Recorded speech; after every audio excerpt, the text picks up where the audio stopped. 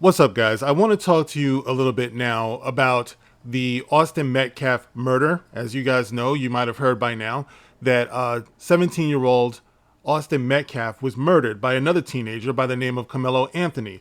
This was at a track meet, and they got into an altercation, and Carmelo Anthony ended up reaching into his bag and shoving a knife into the heart of Austin Metcalf, thus causing him to die in his twin brother's arms.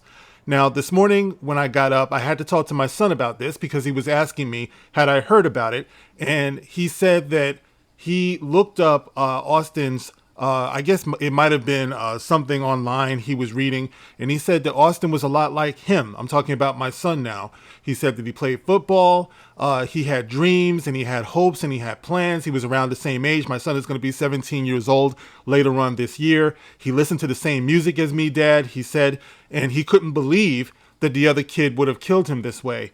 And I was very proud of my son because he didn't go the route that a lot of you seem to be going out there right now, where the first thing you do is you look at the race and it becomes a racial thing. All he was thinking about is the human angle of this and how he had so much in common with this kid who was killed, and he was disgusted by the kid who killed him. And I understood where my son was coming from because, like I said, they're around the same age. My son is in high school, and my son is no stranger to getting into fights. You know, he plays football. He went through his phase where he was the bullied and the bully. He had a lot to learn about conflict resolution. But what we have here is conflict execution. That's what we have here. And I want to talk to you guys about this because I can see this thing is taking a terrible, disgusting life of its own. So let's get into this. This is the Gospel According to Mark with a C. He is I and I am he. Just taking some time to tell you exactly what's on my mind. Thank you for joining me once again, my friends. I hope all is well with you. And right off the top, I want to give a rest in peace wish to the young man, Austin Metcalf. It never should have happened. And I also want to wish the best. I don't even know if that's a appropriate thing to say, wishing the best, because the worst has happened. But I want to send my wishes to his family, to the family that's been ruined by this, the family of the killer as well. But that's the killer. He killed somebody at a high school track meet. There's no getting around that. The thing that's blowing my mind here, guys, that I got to talk about is how this kid, Carmelo Anthony, has been being made into some type of martyr. He's not the one that died. The other kid was. All right, take race off of the table. For all of the black people out here who are raising money for this kid, who's talking about how he's being railroaded and everything, how would you feel if it was your son who got a knife shoved into his heart at a track meet? Would you still be so understanding? Or are you so blinded by the racial aspect of this that you're not even seeing humanity, guys? This is what I've been talking about for years, where I said for black people, until we claim our humanity first above our race, we won't be fit to be among other human beings. And we're being manipulated, guys. But first, I want to get into something that Austin's father, Jeff, had to say. Now, my son is relating to Austin, all right, because he lived a life very similar to the life that my son is living. I'm relating to the father. I can't imagine, because my son goes to these track meets, he goes to football games and everything like that. I can't imagine getting a call that something like this happened. When you send your child out to something like this, you never expect that something like this would happen. Like I said, my son has gotten into fights. You would expect that. Teenage boys fight. That's what they do. What they don't do is pull out a knife and shove it in somebody else's heart. But let's get into what Austin's father, Jeff, had to say, because I think it's appropriate to lead off with this. He says, in an interview with Fox News, Austin Metcalf's father said, "My son is gone and he will never come home again. I want to clarify something right off the start because I've already heard some rumors and gossip. This was not a race thing. This was not a political thing. Please do not comment if you do not know what happened. Don't try to turn this into a racial thing. It was not. Do not politicize it. It's not." And let me see. I think he went on to say something else, but it looks like it's cut off in this particular article. Let's see here. Oh, he says, "This was a human being thing. This person made a bad choice and affected both his family and my family forever.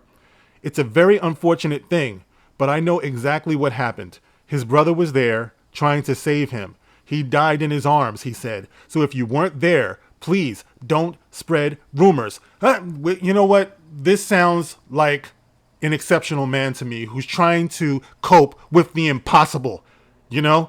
Because I would be flat on my back if something like this happened with my son. I wouldn't even know what to say, let alone making a statement on the media, after something like this would happen. But of course, this doesn't stop the race hustlers that's out there. This is a moment when we should say to ourselves, as parents, as human beings, what can we do to stop something like this from happening again? What can we teach our children regarding conflict resolution versus conflict execution, which is what we just saw? But right on time, we have the race hustlers like one Mr. Tariq Nasheed, who wasted no time coming out and wanting to fan the flames here. So I'm reading something from Tariq Nasheed on Twitter, on X. And he says, and he's got a picture of the twin brothers, and they're both holding assault rifles, okay? And because people have been posting Carmelo Anthony holding a gun and flipping his middle finger and everything like that. So as usual, we get preoccupied with the tit versus tat. Tit for tat. That's all X has become these days. I don't know if you guys have noticed. It's become white people are bad. No, black people are worse. No, this group is worse. No, that group is worse. That's all X has become, right? So we go back and forth. So anyway, Tariq Nasheed says, a suspected white supremacist named Austin Metcalf, motherfucker, we're talking about high school kids. Do you understand? But he says a suspected white supremacist named Austin Metcalf allegedly demanded honor student Carmelo Anthony give up his seat like it was the Jim Crow era. Carmelo defended himself from the alleged threat. The Daniel Penny case set this precedent, he says. Carmelo Anthony defended himself from the alleged threat. What was the alleged threat? That would be what you have to concentrate on here, what you have to drill down on. What was the alleged threat? Unless Austin had that gun that you have him, like in the picture here, unless he had some type of deadly weapon, then deadly force would not have been appropriate. The alleged threat in this case was get out of the seat. Maybe they were shoving each other around a little bit the way they do in high school because they're kids. But your alleged threat, you're trying to say, led to the other kid using deadly force, killing a child over a high school squabble between two teenagers. That's what we're trying to elevate here. So he goes on to say in another post, if Kyle Rittenhouse was justified in using lethal self-defense and Daniel Penny was justified in using lethal self-defense, then Carmelo Anthony was justified in using self-defense against alleged bullies who instigated an altercation, correct? He's asking. Now, within that question, you will find your answer, Tariq.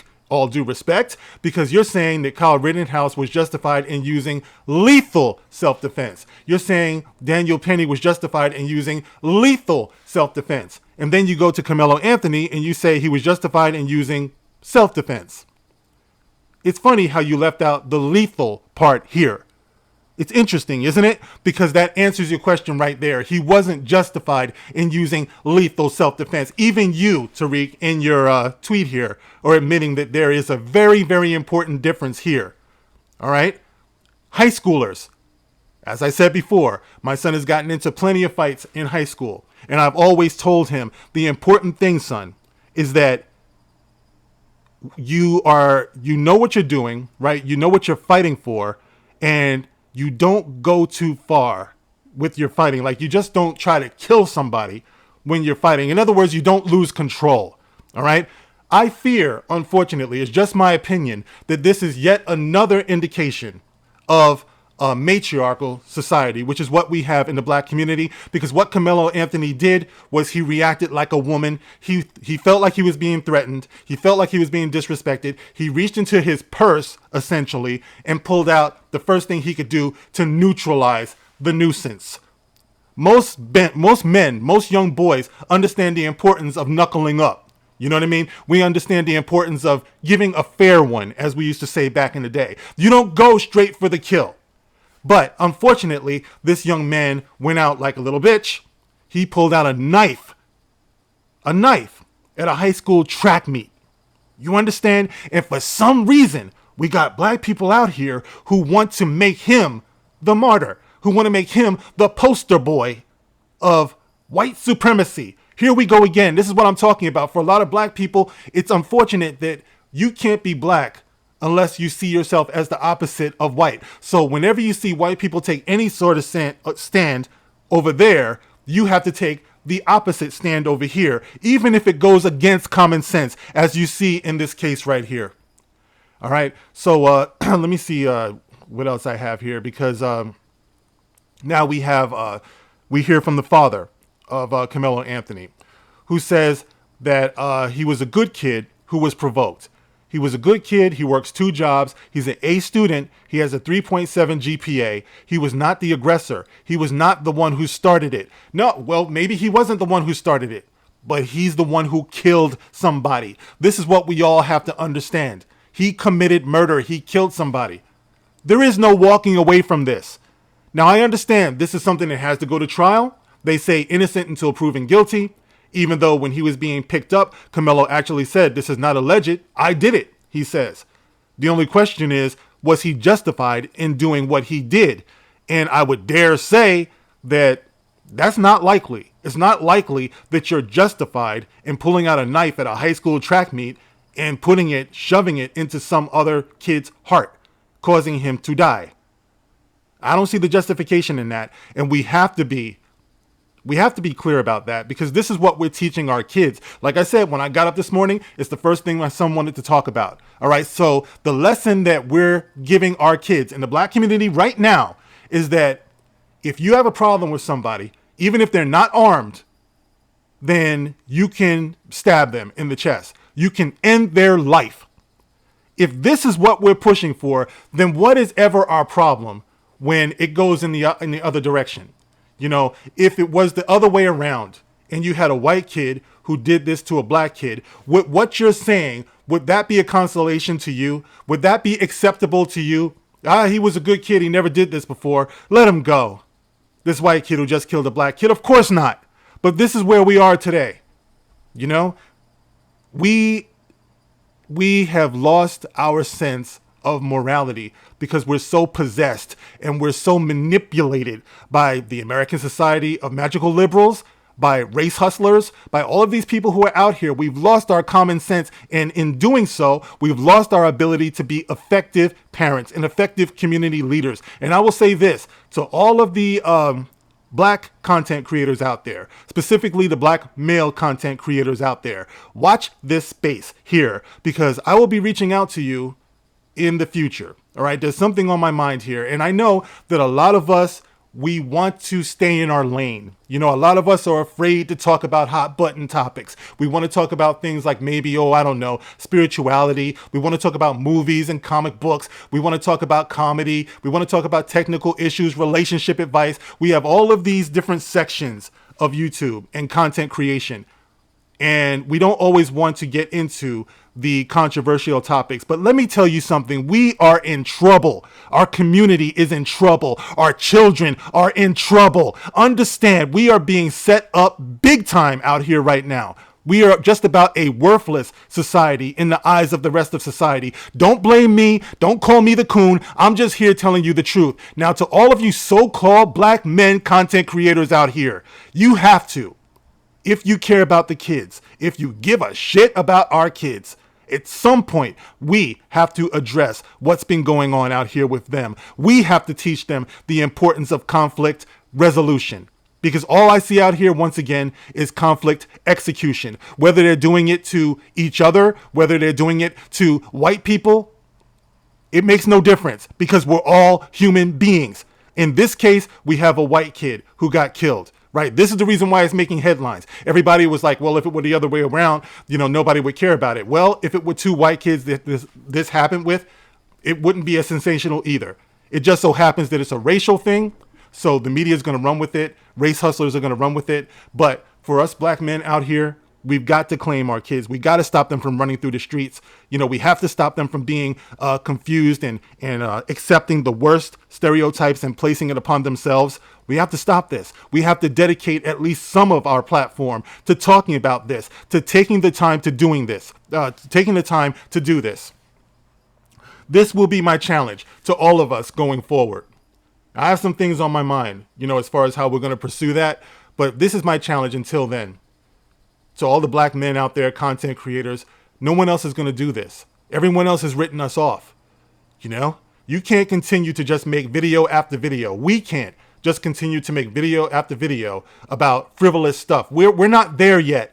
The other content creators, they can do that, of other races and things like that. We are not there yet. We have some unfinished business to take care of in our community. We have a lot of shit to clean up. We have a lot of things to be accountable for. In the spirit of the Million Man March back in 1995, which was something that was out there saying that we take accountability for what goes on in our community.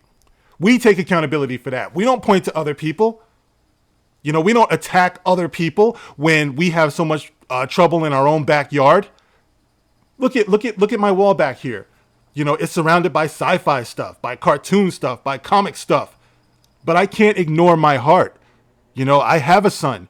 I would never want to hear something like this happen to my son. My son has so much in common with Austin because he's a human being, not because it's a black or white thing.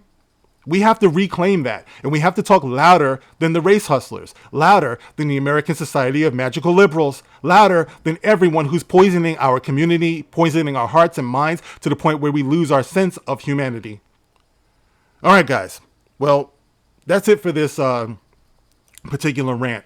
I have to get going. I told my son I'd drive him somewhere, so I'm going to wrap this up. You guys can get in the comment section. As always, you can like, you can share, you can subscribe. It's your turn. Tell me what you think about all of this, and I won't tolerate disrespect for one race or another. We are a human race. On this channel, I don't do that. I don't do the race hustling like that. Okay, I'm about real solutions here, which is the reason why YouTube is squashing my channel. So while it's still here, let's take advantage of this and talk some real common sense, some real humanity. That's my challenge to all of us. All right, guys, I'll catch you on the next one. Thank you for listening. This is The Gospel According to Mark with a C. Rock on.